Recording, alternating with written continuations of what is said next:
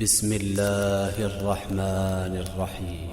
لم يكن الذين كفروا من أهل الكتاب والمشركين منفكين حتى تأتيهم البينة. رسول من الله يتلو صحفا مطهرة فيها كتب قيمة وما تفرق الذين أوتوا الكتاب إلا من بعد ما جاءتهم البينة وما أمروا إلا ليعبدوا الله مخلصين له الدين حنفاء ويقيموا الصلاة ويؤتوا الزكاة وذلك دين القيمة. إن الذين كفروا من أهل الكتاب والمشركين في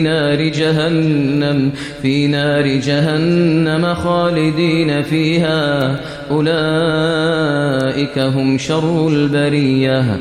إن الذين آمنوا وعملوا الصالحات أولئك هم خير البرية.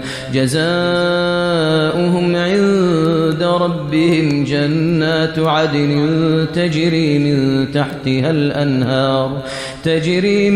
تحتها الأنهار خالدين فيها أبدا رضي الله عنهم ورضوا عنه ذلك لمن خشي ربه.